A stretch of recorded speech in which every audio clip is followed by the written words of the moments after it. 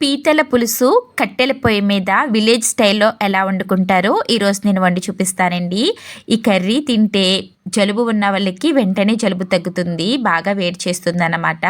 అయితే ఈ కర్రీ ఎలా ప్రిపేర్ చేశాను అనేది చూసేయండి. మీరు కూడా ఈ కర్రీని ప్రిపేర్ చేసి మీకు ఎలా కుదిరింది అనేది తప్పకుండా కామెంట్ సెక్షన్లో షేర్ చేయండి.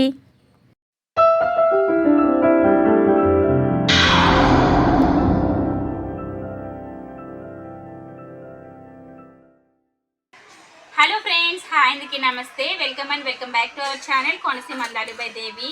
ఈరోజు కట్టెల పొయ్యి మీద పీతల కర్రీ ఎలా ప్రిపేర్ చేసుకోవాలో చూసేద్దాం. దానికోసం ఇలా పొయ్యి మీద గిన్నె పెట్టుకుని అందులోకి తగినంత ఆయిల్ వేసుకోవాలి. ఆయిల్ బాగా హీట్ అయిన తర్వాత పచ్చిమిర్చి యాడ్ చేసుకోవాలన్నమాట. పచ్చిమిరపకాయలని ఆయిల్లో 2 నిమిషాల పాటు బాగా ఫ్రై చేసుకోవాలి. మనం చేపల కూరకి ఏ విధంగా మసాలా ప్రిపేర్ చేసుకుంటామో దీనికి కూడా అంతేనండి. 3 మీడియం సైజ్ ఉల్లిపాయలు, 1/2 ఇంచ్ అల్లం, 4 వెల్లుల్లిపాయలు, 2 స్పూన్ల ధనియాలు, అలానే 4 లవం మొగ్గలు వేసి కోర్స్గా గ్రైండ్ చేసుకోవాలి. ఆ పేస్ట్ని ఇందులోకి వేసుకుని బాగా గోల్డెన్ బ్రౌన్ కలర్ వచ్చేంత వరకు ఫ్రై చేసుకోవాలి. ఆయిల్ అనేది కొంచెం ఎక్కువే పడుతుందండి. ఆయిల్లో బాగా ఫ్రై చేసుకోవాలన్నమాట. అప్పుడే కర్రీ నీచు వాసన లేకుండా టేస్టీగా ఉంటుంది. పీతల్ని శుభ్రంగా పసుపు, రాళ్ళ ఉప్పు వేసి బాగా శుభ్రం చేసుకోవాలి 2-3 సార్లు. అలా చేసుకున్నట్లయితే దాని మీద ఉండే జిగురు మొత్తం పోయి పీతల కర్రీ చాలా బాగుంటుంది. సో శుభ్రం చేసిన పీతల్ని కాళ్ళు అవి కట్ చేసుకుని తీసుకోవాలన్నమాట. ఇవి ఆల్రెడీ కట్ చేసేసిన పీతలు. ఆనియన్ పేస్ట్ బాగా గోల్డెన్ బ్రౌన్ కలర్లోకి వచ్చిన తర్వాత ఈ పీతల్ని అందులో వేసుకుని మసాలా అంతా పీతలకి పట్టేలాగా ఫ్రై చేసుకోవాలి.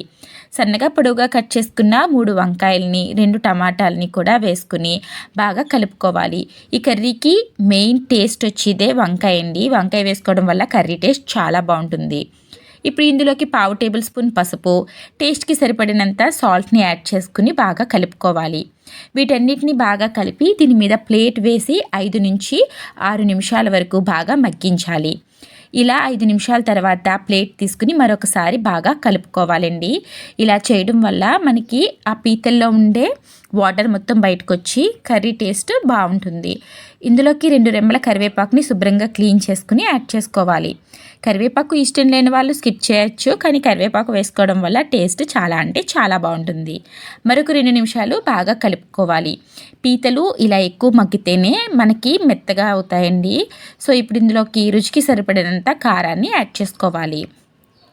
మీరు తినే స్పైస్ని బట్టి కారం అనేది యాడ్ చేసుకోవాలి. ఇక్కడ నేను 3 టేబుల్ స్పూన్స్ వరకు కారాన్ని యాడ్ చేశాను. ఈ అన్ని ఇంగ్రీడియంట్స్ బాగా కలిసేలాగా ఒక 2 నిమిషాల పాటు బాగా ఫ్రై చేసుకోవాలండి. ఇలా ఫ్రై చేసుకుని చాలామంది వాటర్ వేసేసి కర్రీ ప్రిపేర్ చేసుకుంటారు. అది మసాలా గ్రేవీ అవుతుందన్నమాట. ఇప్పుడు నేను చేసేది పులుసు, పీతల పులుసు. సో దీనికోసం పెద్ద సైజు నిమ్మపండు అంతా చింతపండుని తీసుకుని ముందుగానే నానబెట్టుకుని ఉంచుకున్నానండి. ఇక్కడ నేను ఆ రసాన్ని ఇందులోకి వేస్తున్నాను. ఫస్ట్ మనం కొంచెం చిక్కగా వేసుకుని ఆ తర్వాత ఇంకొక గ్లాస్ వాటర్ని యాడ్ చేసుకుని అందులో ఉన్న చింతపండు పులుపు మొత్తం కూడా వచ్చేలాగా ఇంకొంచెం వాటర్ని అయితే యాడ్ చేసుకోవాలి.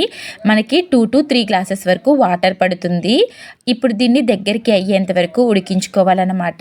చింతపండు పులుపు మీరు సరిగ్గా చూసుకుని యాడ్ చేసుకోండి. పులుపు ఎక్కువగా ఉన్నది అయితే మీరు ఎక్కువ చింతపండు అవసరం లేదు. పులుపు తక్కువ ఉంటే చింతపండు ఎక్కువ పడుతుంది.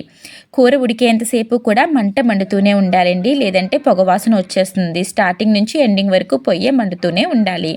ఫైనల్గా మనకి కర్రీ అయితే రెడీ అయిపోయింది. వేడివేడి పీతల పులుసు చక్కగా అరిటాకులో పెట్టుకుని వేడివేడి అన్నంలో తింటే చాలా అంటే చాలా బాగుంటుంది. ఇది మన రెసిపీ.